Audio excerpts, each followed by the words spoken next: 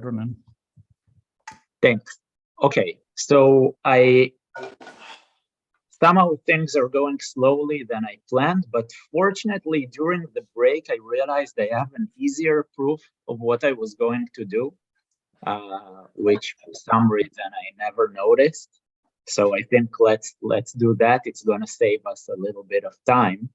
So let me just remind you, the main lemma we needed to show is the following. So we have this stopping time saying that, you know, it's the first time where the gradient of f at xt is you know, bigger than some constant in norm. And this constant is a universal constant that we're going to fix, like determine its value later on. And the lemma just says the following things, like, not only that so recall that the expectation of the integral of this maybe in expectation the integral of t gradient f x t squared dt is equal to the variance of f. This we determined, but this lemma says a bit more. It says not only in expectation, but there is also non-negligible probability that it's going to be like at least a constant. So in a sense, this is stronger, right? And actually, so there's a pretty easy proof. You know, you remember I formulated lemma B, but since I have we don't have a lot of time, let me just give you an easy direct proof of this lemma. So sorry that I was planning to do something a bit more general, but let's just prove this and that's it. So first we'll show it. First assume that f is balanced or nearly balanced. First assume that like the variance of f is at least, I don't know, 1/100. And then I want to show that, you know, the probability of this is at least, you know, some other constant. In this case, what we do is the following. So recall that the expectation of the quadratic variation of the martingale m at time 1 is equal to the expectation of this integral between 0 and 1, t gradient f x t squared dt. Now, the exact same proof that we saw allows us to replace 1 here by any stopping time tau.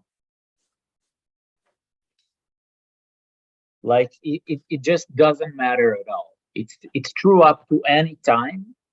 Like 1 had no importance whatsoever, but we actually don't care that it's a deterministic time. The exact same proof works for like a stopping time. So let's use it with the stopping time tau. And now let's recall that the variance of f,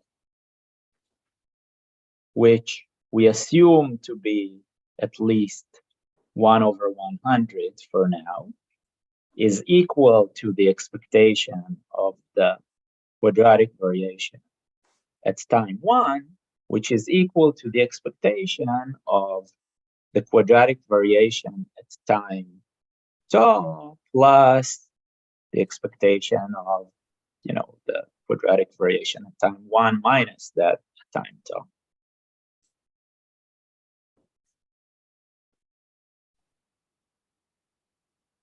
Right. Now, let's try to bound each of these terms separately. So what is the quadratic? So the expectation of the quadratic variation at time tau is this expression, but the definition of tau is telling us that, you know, as long as tau did not arrive, this gradient is small, right? So we know that this thing here is by definition less than c squared, meaning that also like this entire thing, sorry, that the first term is bounded by, the integral up to tau of some integrand that's smaller than c squared. So in particular, this whole thing is less than c squared, right? Now, what about the second one? Well, if tau is equal to 1, then it's just 0, right?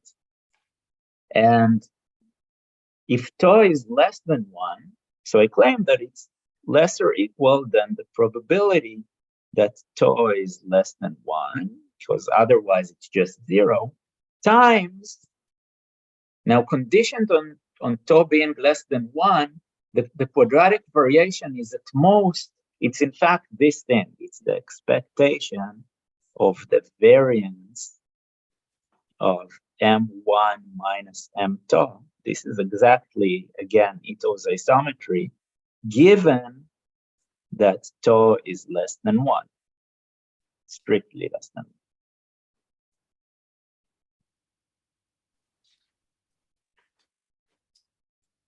So, in fact, this is an equality here for the second term.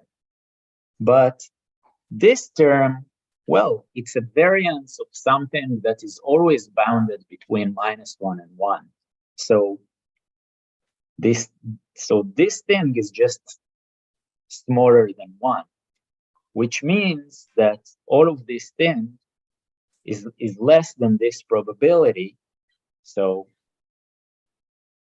this expression is less than c squared plus the probability that tau is less than 1. Right? Now, if I take c small enough and move it to the other side, so take, c is 1/100, then we get that the probability that tau is less than 1 is, at least 1/200. Questions about this? Okay. Now, this was just the case where, so we already proved this inequality of Talagrand for the case of, nearly balanced functions. But what happens if the variance of f is actually much smaller? That's not a big problem because we can, I'll just kind of sketch the argument. I won't write anything down. So if we look at the martingale MT, so I have here like 0 and 1, and M0 starts from, this is basically the expectation of f, which is, when the variance of f is small, then, expectation of f is more or less the order of the variance of f. And MT is a martingale. Like it's like between 0 and 1, and whatever time 1 it reaches either 0 or 1. Now,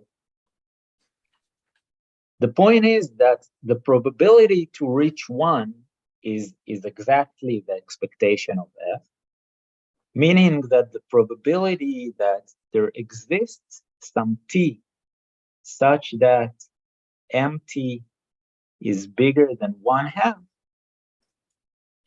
is, at least the expectation of f, which is in turn at least equal to the variance of f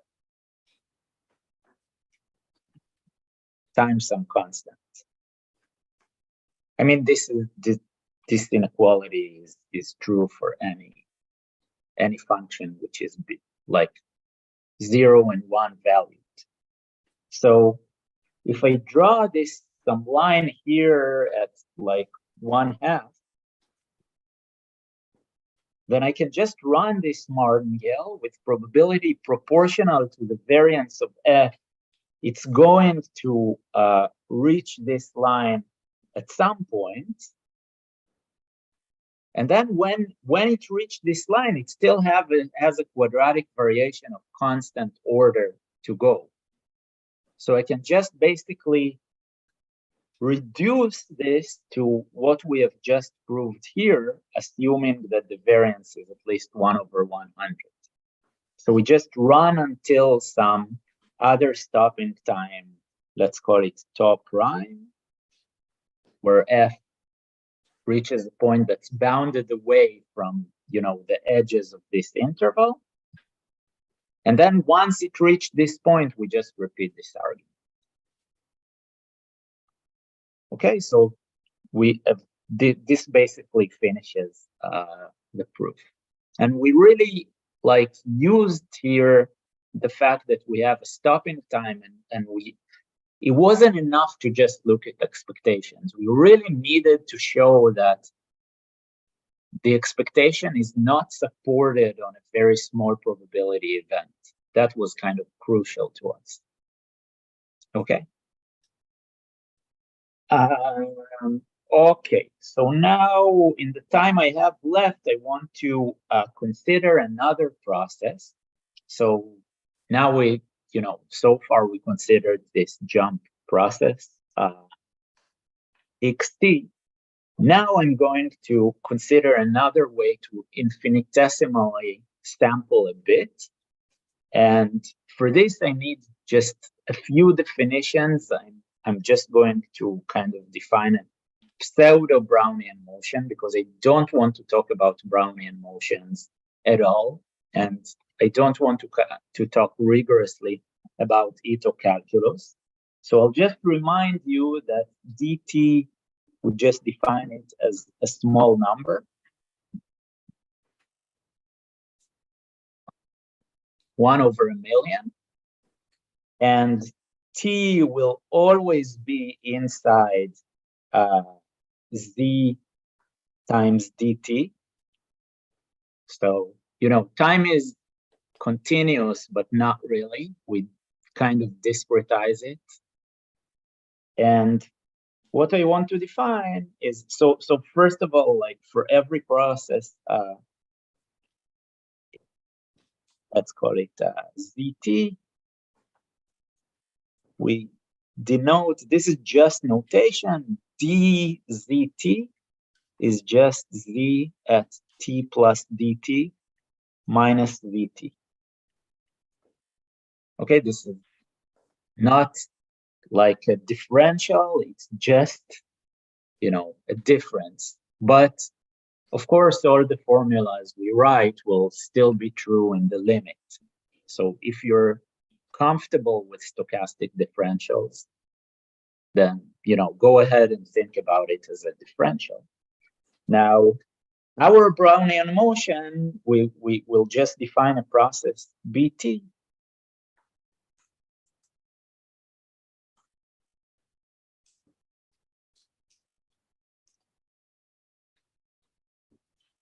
By defining the different dBTs, or maybe let me write so that every dBT is an n0 dt Gaussian, and they are IID for different values of t.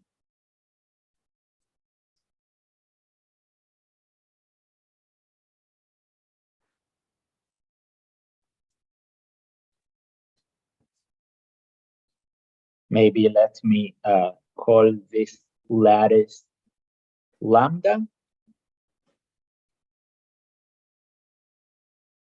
So for different values of t, those guys are IID. So, this is how we should think about a Brownian motion. Every infinitesimal difference is just a Gaussian. The variance is chosen so that,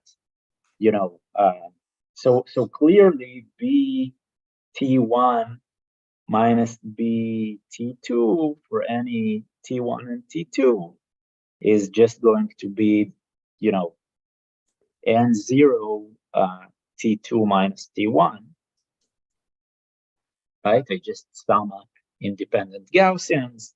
So a Brownian motion is just uniquely basically defined, essentially uniquely defined by this property. And this is just a cheap way that doesn't have to take any limits. And yeah. So now, suppose, and that also define, okay, let's now, so this is a Brownian motion, okay?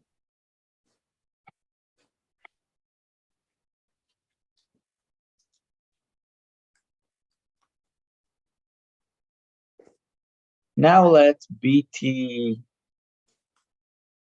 vector be, so we just take a process such that every coordinate is an independent Brownian motion. Be such that BTI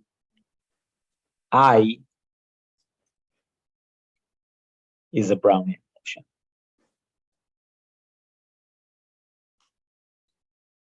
Okay, so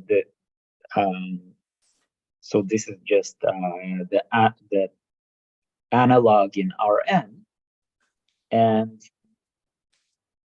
define the filtration Ft. So for every T, why is, can't believe it. Hold on, sorry. Now my pencil decided to stop working. Not sure why. Should have. I do have another.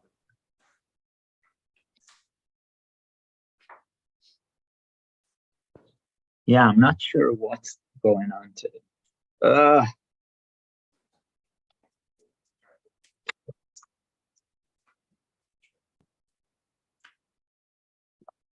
don't get it. But okay, now it works. I want to define calligraphic f at time t to be the sigma algebra generated by basically the process B for S between 0 and t. So all the randomness is going to come from these Gaussian jumps, and I consider, conditioning on this is just conditioning on all the randomness up to time t. Okay. Now,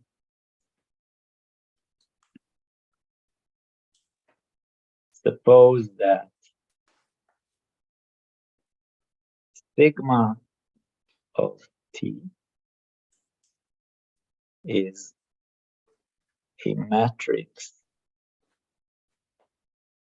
valued process such that sigma of t is ft measurable.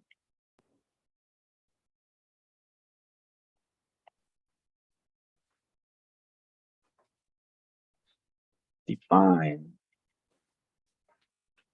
Now we define a process xt by the formula dxt. Maybe let me put the t here in brackets because this is also a vector. Dxt is equal to sigma t dbt. So let's just stop for a second, and really not much is happening here. I have the Brownian motion, which is just, a bunch of independent Gaussian jumps, one after the other. Now, what I do is I consider those matrices which are just telling me, BT is just moving at the same rate in every coordinate and in every time. Those matrices sigma of t, which actually are all going to be diagonal. So maybe I shouldn't. Okay.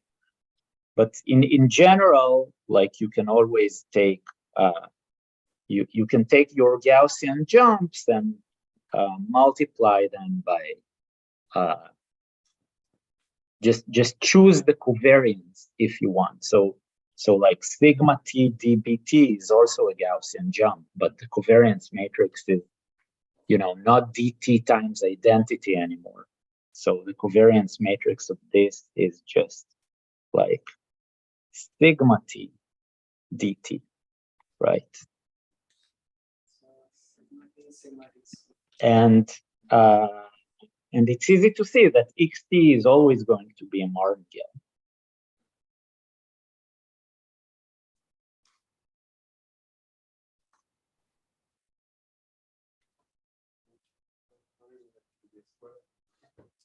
So Ronen, it should be sigma t transpose sigma t, the covariance. Sorry. Sigma t squared. Yeah. So, of course. Yeah. Our sigma t's are going to be, in this talk, diagonal. But, I mean, it's actually useful to consider the general case. Okay.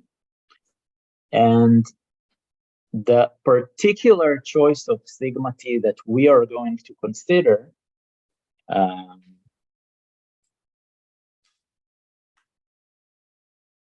is so that sigma t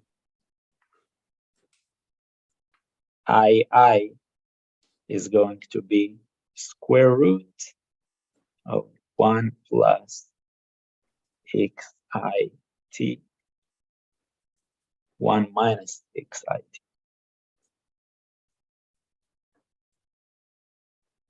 So in particular, this just means, I mean, if we just write the equation, this equation for one coordinate, all I'm writing here is that, and sigma t ij is 0 for I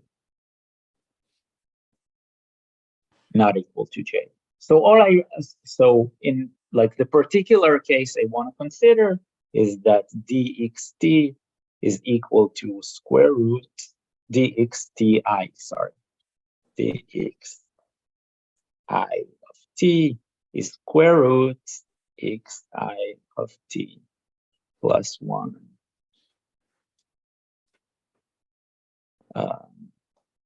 Maybe let me write 1 plus to be consistent with the above equation.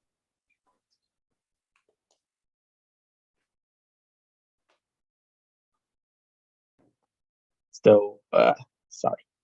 So note that this function as a function of xi of t, it goes to 0 when xi of t goes to plus or minus 1.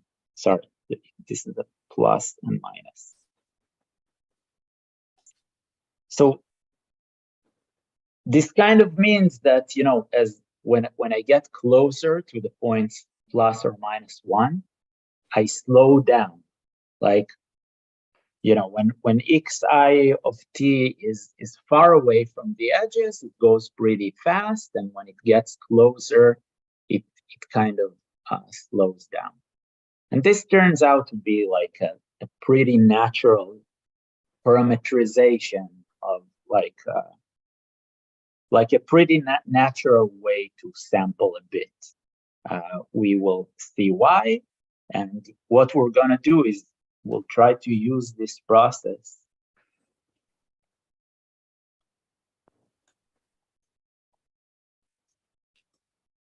to prove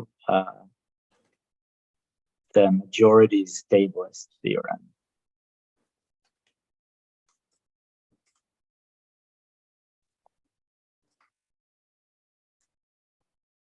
Which is a theorem due to Elchanan Mosel, Ryan O'Donnell, and Krzysztof Oleszkiewicz from, I guess, 08 or something.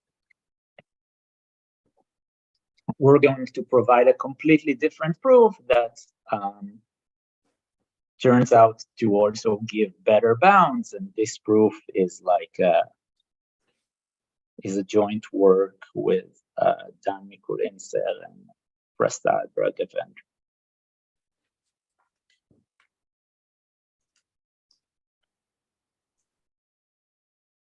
So I'll just give some of the main ideas of how it works.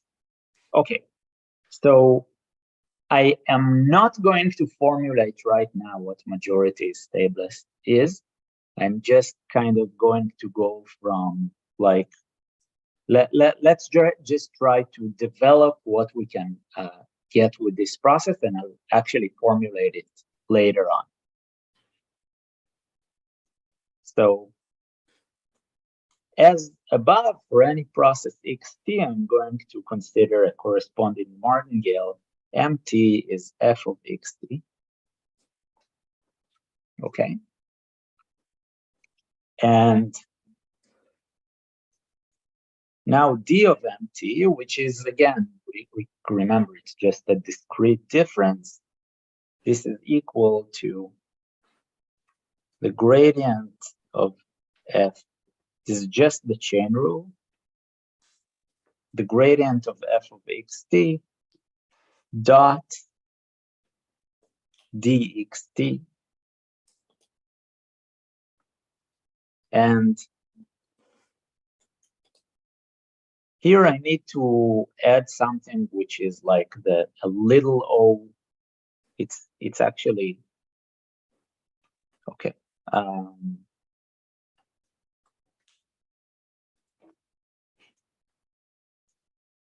This is going to be, I mean, it's not exactly equality, right? Because this thing is not infinitesimal, but the difference is going to be little o of xt, and we will just ignore it. So I'm not going to keep writing the term little o of dt. Okay, maybe I won't erase it. I'll just put it in brackets. So you remember that, you know, it's actually there, but when we take dt to 0, it's not going to be there.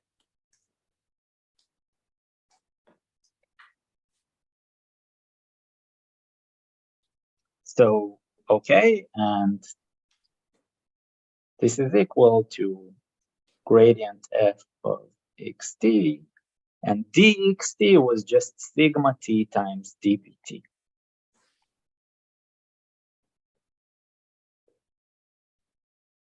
Okay, and now what is the variance of m at any time t? What's the variance of mt? This is basically the integral between 0 and t, which is, think about it as a sum of d mt square expectation, right? This is basically, again, Ito's isometry, but it's not even Ito's isometry. It's just, you know, the variance of the martingale is the sum of, like, I mean, yeah, it is Ito's isometry. Sum of squares of the martingale differences. I'm just writing it in a weird way because it's like I'm taking the square of the differential, only it's not really a differential, right? Which is by definition, you know, the expectation of the quadratic variation of mt, right? So again, like, yeah, we could take limits here and make this won't make sense when we take limits, but both of these sides will make sense, and I mean the equality is going to be true. And moreover, d of the quadratic variation of MT is, well, what is it? It's just equal to the variance. Maybe let me say this. It's okay. D, the quadratic variation of MT, by definition, is this is basically dmt squared, which is equal to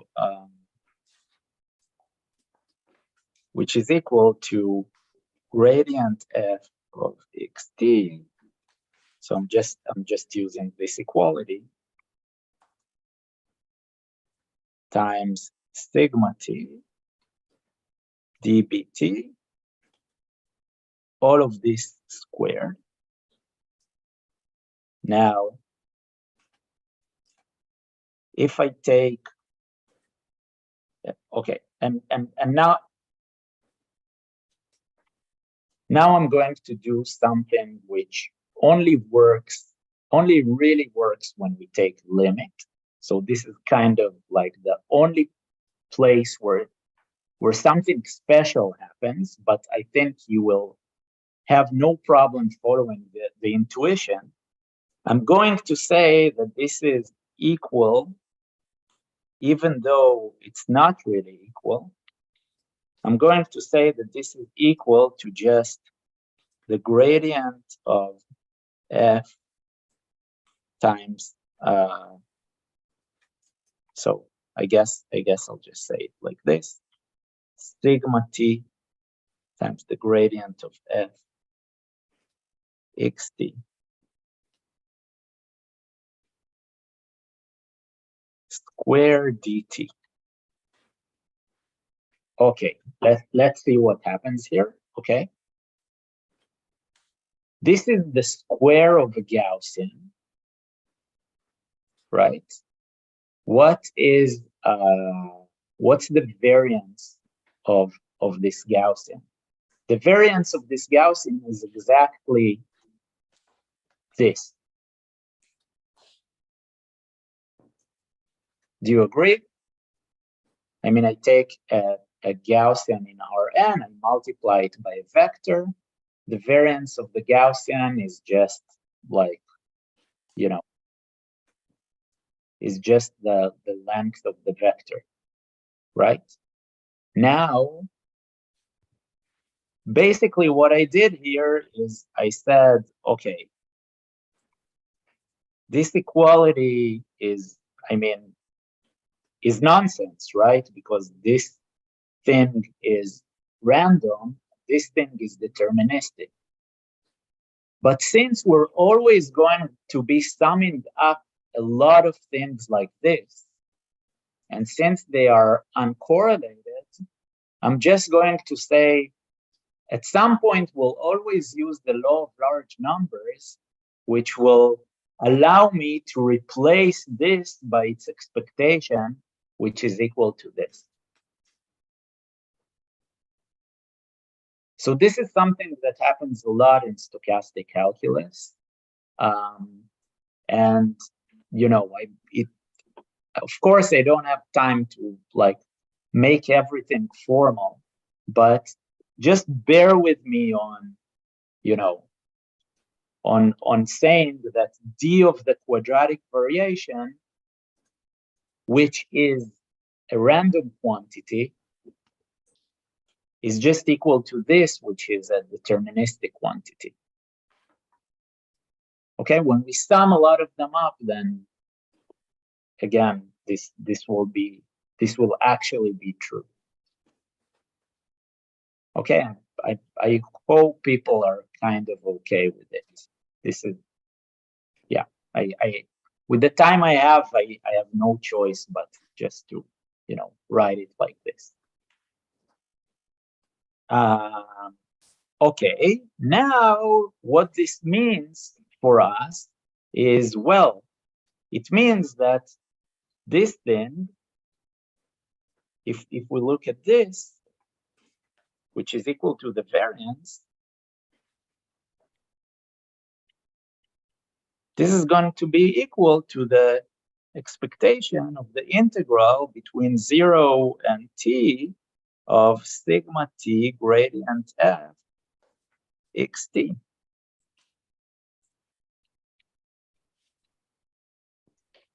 In fact, this is completely rigorous because, you know, we took expectation anyway, so it's okay to also take expectation over the variances.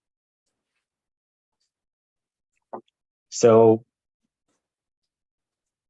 you know, in a sense, like this vector determines how quickly the martingale moves, and, you know, the variance is just the integral of how quickly the martingale moves over, you know, all the time, which is, you know, how much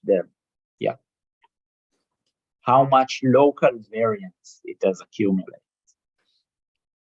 Okay, now we have the following nice thing, which is a theorem called the level 1 inequality.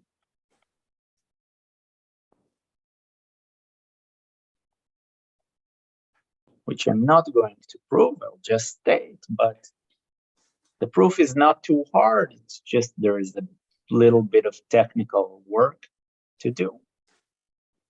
And it says the following. So it says that this vector, so for every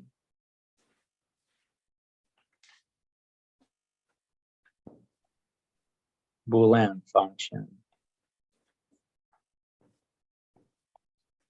f, and every x in minus 1, 1 to the n,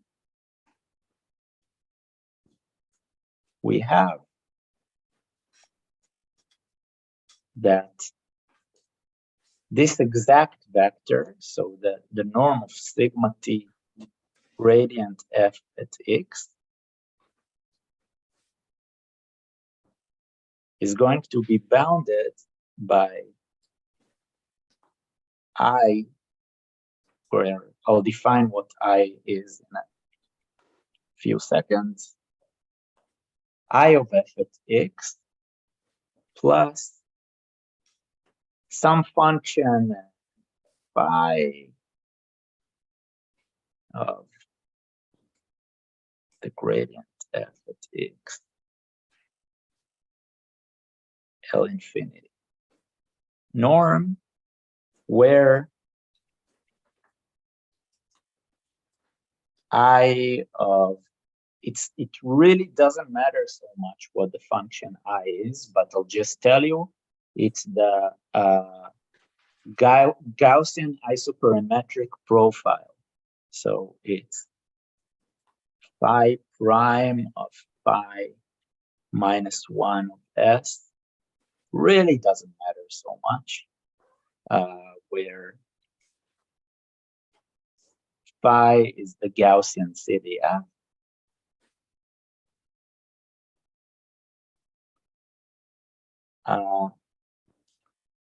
Okay, that's a bad choice for a name. Let's call this xi.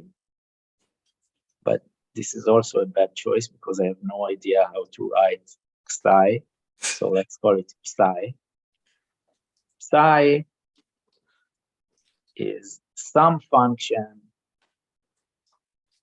which goes to 0 at 0.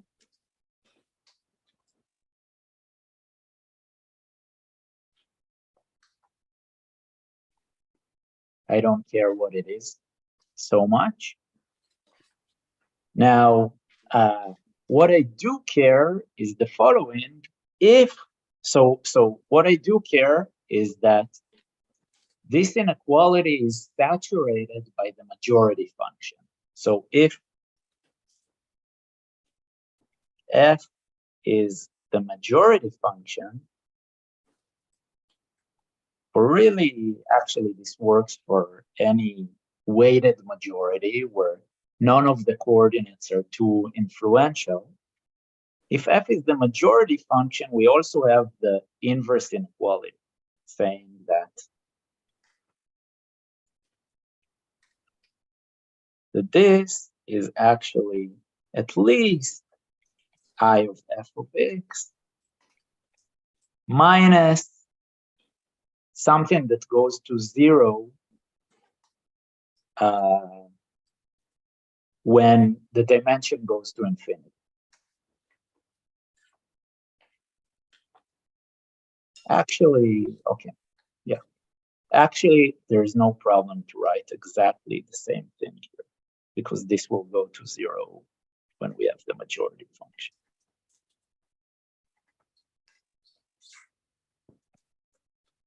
So, yeah, note that this is a plus, this is a minus. So up to this correction, okay, we basically have, sorry, maybe let me write it like this, like this is equal to this up to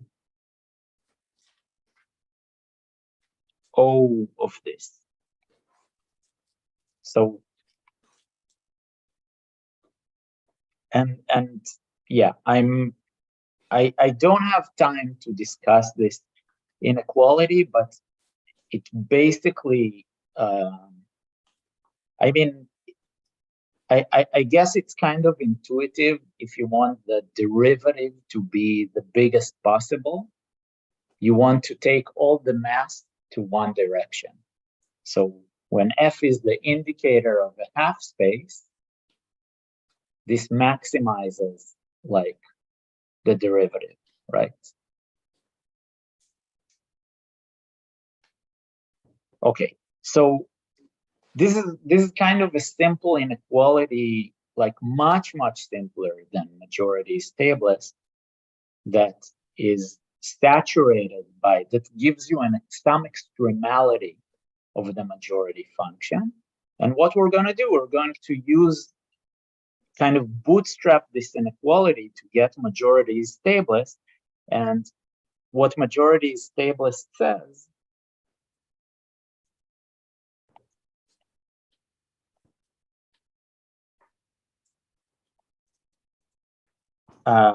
basically that, yeah, that, well, since I don't have time, I'll just write it like that. It basically says that if, maybe let me just write it, if for f balanced,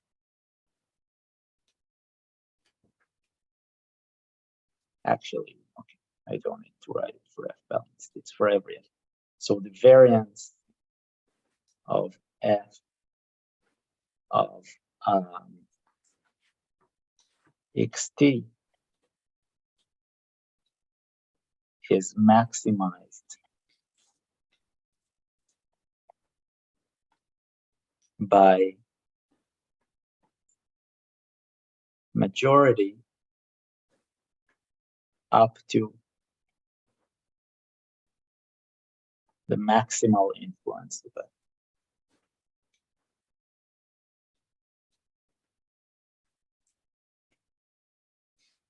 And it's an easy exercise to show that this thing is actually equal to what is usually denoted by stab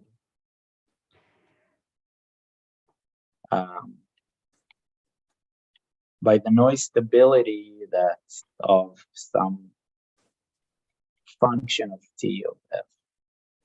Sorry, I don't have a like, yeah.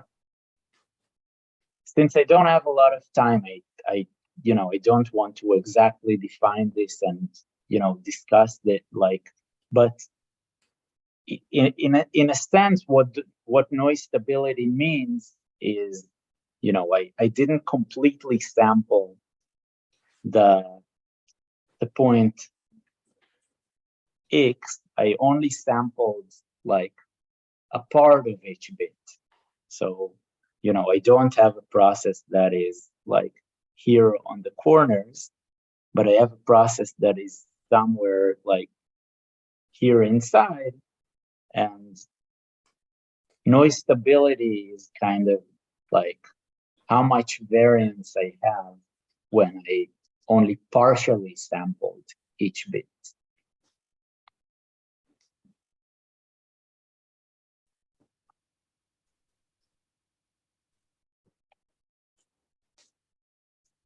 Okay. So now we want to say that, the variance of f at xt is bounded by something, but we have this bound and we can just, plug it with this thing. So note that, this exactly bounds the integrand of this. So basically what we can do is the following. So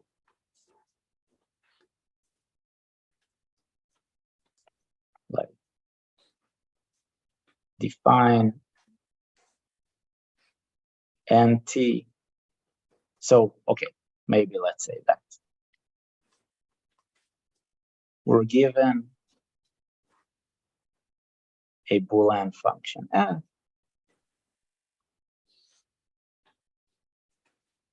F is associated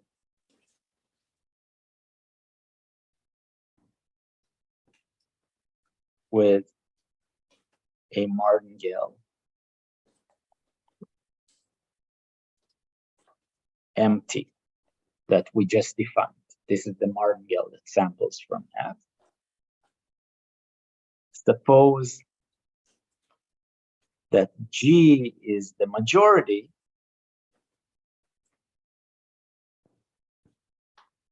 function, and let nt be the martingale corresponding to G.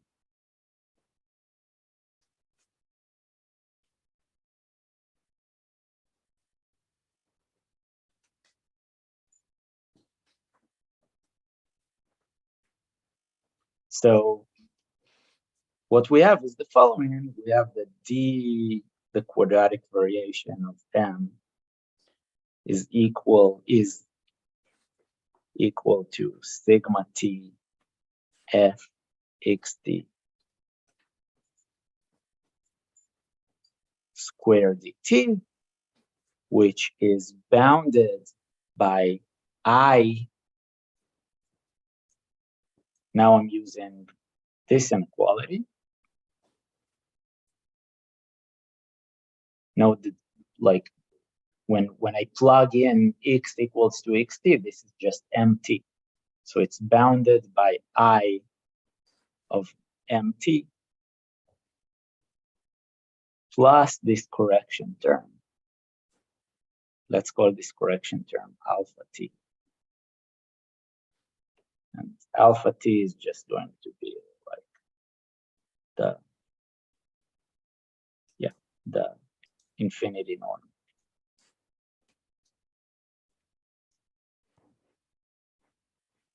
Of the gradient.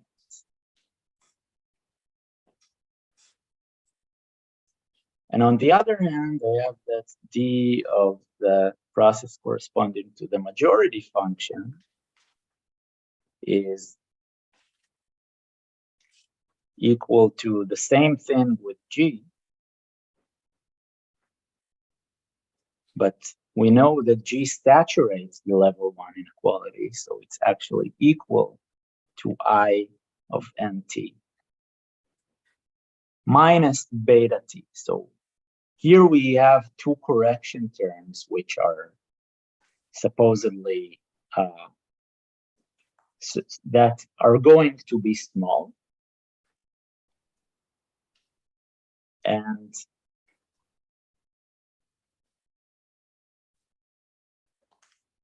then we basically have two lemmas. So lemma 1 is going to be if the maximal influence of F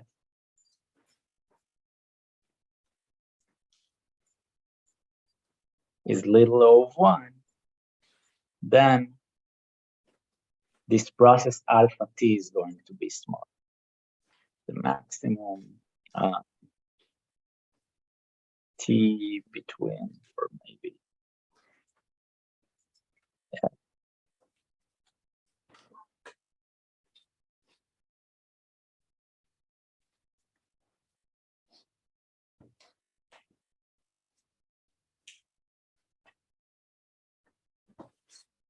Then somehow I can ignore this thing. I don't have time to discuss why, but I mean, I think an easy intuition is the fact that what is the maximal influence? It's the maximal expectation of the size of any of the coordinates of the gradient at time, basically at the final time. So this is basically saying that, you know, each one of these coordinates is expected to be small in the end. So this lemma is just saying, you know, they're also going to be small along the process. And lemma 2, which is kind of a clean fact from stochastic calculus, is telling us the following. Suppose that MT and NT are martingales such that dmt is less or equal than some function I of mt. So I'm writing I because we're going to use it for the same I as above, but now I can be any function, which is continuous and positive. And dnt is equal or bigger or equal to I of mt. And this happens like, sorry, I forgot quadratic variations. So for all t, almost surely. So basically, suppose that I have two martingales such that the first martingale is always moving slower than the second martingale, but I'm not actually comparing their values at some time t. I just say, you know, the rate of movement of the first martingale, given its position, is like slower than the rate of movement of the second martingale. Then the variance of kind of what you expect, the variance of n t is bigger or equal than the variance of mt for all t. Okay, so like kind of makes sense, right? If I have two martingales that one is moving faster than the other, then the variance of like the one that moves faster would be bigger. Even though, you know, I'm not saying that the quadratic variation, the like d of the quadratic variations, I can't really compare between them at some particular time t. And, you know, like this is up to the correction, this is exactly what we have here, right? So, I mean, this just implies that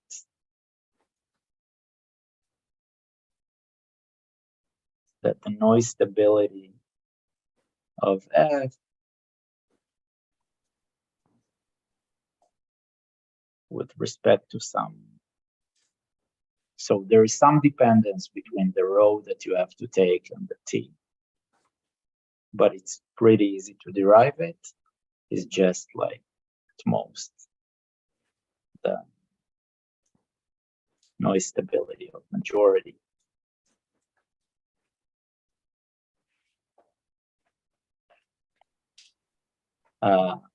Plus some correction term that depends on.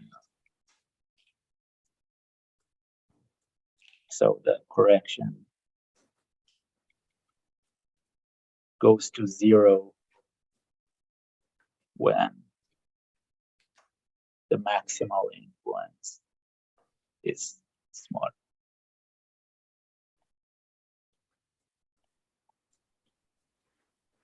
Okay, so I know this was, probably too fast, like the last part might have been too fast for some of you, but I hope it gives like a flavor of, like this technique.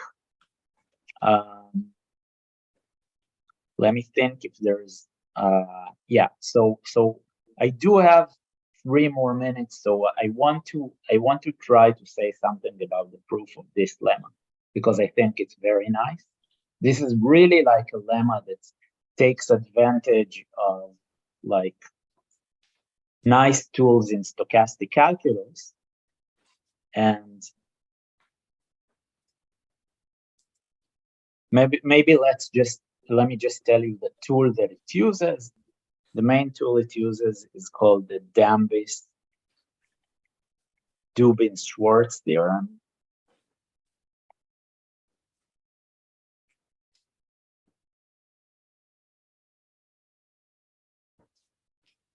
Which tells us the following thing. It tells us that if MT is a continuous martingale,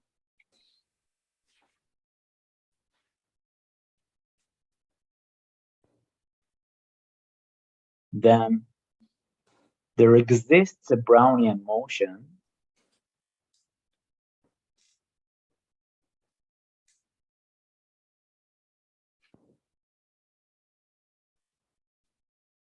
meaning we can define a Brownian motion on the same probability space as MT, such that M at any time t is equal to this Brownian motion at the quadratic variation of M at time t. So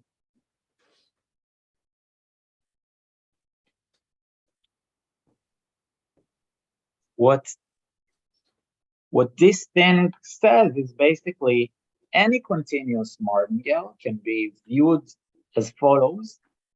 You take some Brownian motion, W, or maybe let me call this WS, because this S kind of lives on a different axis of time as T. And you can change this, so this can be thought of as a change of time. You take W, but not at time T, but at the time of the quadratic variation of T.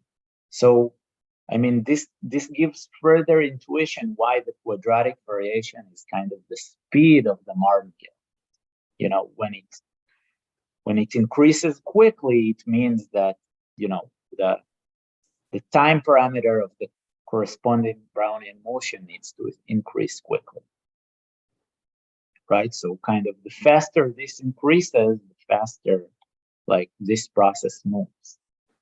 And in order to, so once you have this, it's actually a pretty easy exercise to show this lemma. You can basically just couple these two processes, MT and MT, to live on the same probability space. So you can always think whenever you have two martingales, you can couple them so that they are both a time reparameterization of the same Brownian motion. So we can just write MT is equal to W at the quadratic variation of MT, and NT equal to W at the quadratic variation of NT for the same W. So kind of like we first generate the Brownian motion. I'll finish in like 1 minute. We first just generate a Brownian motion. And then to derive what those two martingales are, we just, they will each be a different reparametrization of the Brownian motion. So the shape will be the same, but time will progress at a different speed. So, you know, maybe MT will look like this. So it goes very slowly until it gets to this point. And then maybe it goes fast until it gets to this point. And then it goes like fast again. And then maybe like in this part, it goes slowly. So I don't know, maybe something like this. And, you know, NT will be some other time reparametrization of the same thing. But we know that it's always moving faster. So you just take this thing and you just kind of squash it. So NT might look like this.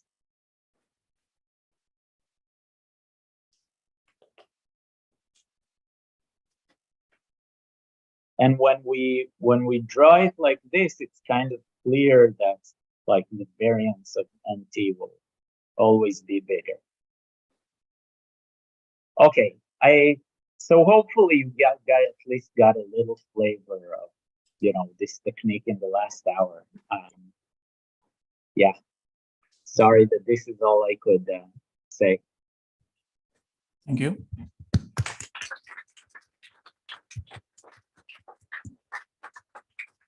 Yeah, so there are questions from.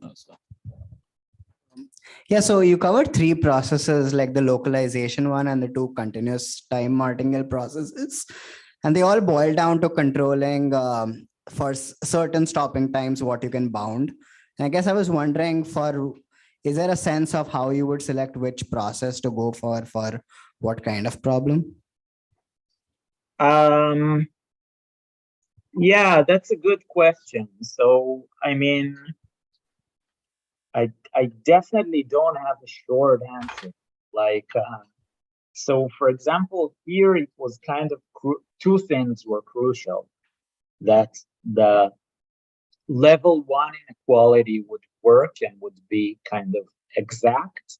And also it's crucial that the processes are continuous. Because if they're not continuous, I definitely cannot have anything of the sort of like this lemma. Yeah, like on the other end, if I look at the Talagrand thing, it was, yeah, like what it wasn't actually crucial that the process is continuous, but what was crucial is that time will go from 0 to 1 and not like 0 to infinity. Like, you know, this jump process is kind of okay, I don't have it anymore. But like, you know, the jump process, I know that x at time 1 is already in the discrete hypercube, which was kind of crucial because like otherwise I don't know that the gradient is large at some point. So I don't know, there's like 5 different processes that all seem canonical and each one has like its own advantages.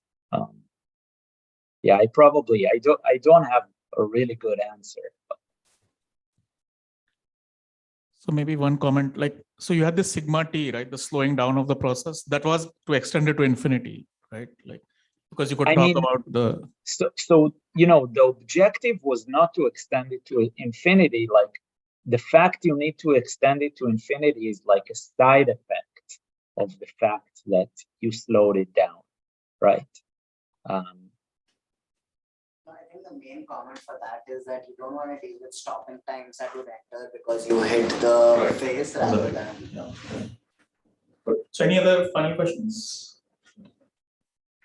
I missed the question. Was just a comment, Ronen. So, but there's one more question. So like in this proof, like, so where do you like see, some proofs of majority stables somehow control the T, like hypercontractivity or like isovariant like inequality kind of stuff, right? So where in this, like, okay, so where does that bonding happen here? Like in when you're arguing. Yeah. I mean, you need hypercontractivity for lemma 1, actually, which, I didn't talk about at all. I really completely swept it under the carpet, right? It just, yeah. Also, you use this level 1 inequality, which, so is that like non-trivial to prove, or it's? No, it's actually very, I mean, it's just a few lines, but I mean, it's okay. What is this level 1 inequality saying? Okay, like this thing, so sigma t f of xt is nothing but, you can just do basically sigma t gradient f of it. Maybe let's forget about the sigma t. Let's suppose sigma t is identity. Gradient f of xt by, like, it's very easy to see that it's also equal to integral of x times f of x. Sorry, maybe, okay, sorry. From the top, let's suppose that x is equal to 0, and then sigma t is the identity also. And let's just see it for x equal to 0. So the gradient of f at 0 is just equal to x fx, integral over the discrete hypercube.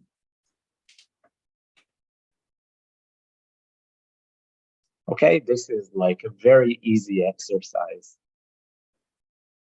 And so what is, what is this integral? Like, if let's now divide by the integral of f.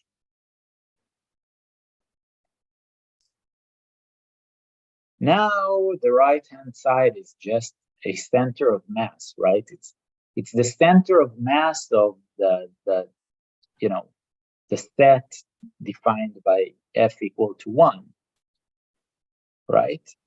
So what the level 1 inequality tells you is, if you want to make, so given, suppose that I fix, the integral. So if x is equal to 0, then this is just the integral of it. So level 1 inequality in this case just tells me that, like, center of mass of f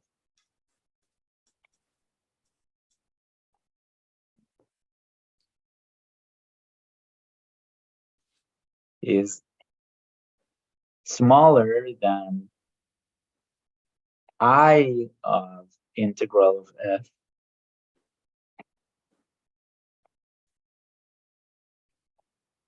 over integral of f, right? So it just tells me that, the center of mass, and this is maximized by majority. So it just tells me, given the integral, given the mass, to make the center of mass as far as possible from the origin, I should take the majority function. But, this is a pretty easy, like, I mean, yeah. Where can I write? So, if like this is the origin and f is the indicator of like this set, I don't know, like maybe this set, and the set is not exactly majority, it's not exactly like a hyperplane, it's always better to like take some hyperplane which is in the exact same direction as the center of mass and just push all the mass. So maybe let me draw it Just I drew it too close to a hyperplane. If, you know, F is the indicator of this set, then if I take this hyperplane and I take like this mass, So just Gaussian isoperimetry. push it here and here, Yeah. it only becomes like, it only goes farther, right? Right. That's it. That's all there is to the level 1 inequality. It's a very simple geometric inequality. Cool. Yeah, thanks. There's one more question.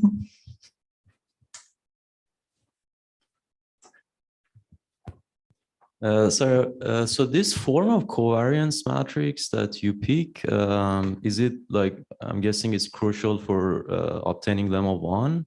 I was just wondering, like, is it the unique covariance that? Yeah, great question. It's not crucial for obtaining lemma 1, actually. Lemma 1, you actually have a lot of freedom for lemma 1 to be true. You can, like, almost any kind of, so you know, the covariance was like a continuous function of xt, and almost any continuous function that you come up with that goes to 0 at -1 and 1, you will still have lemma 1.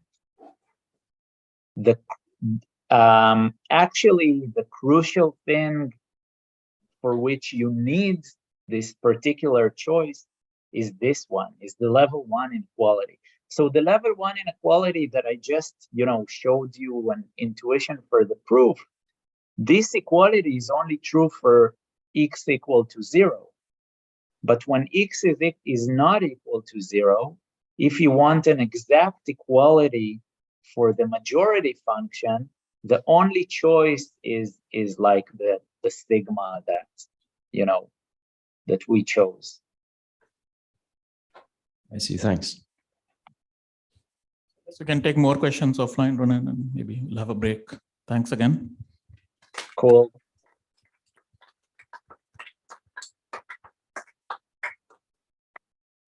Thanks, guys.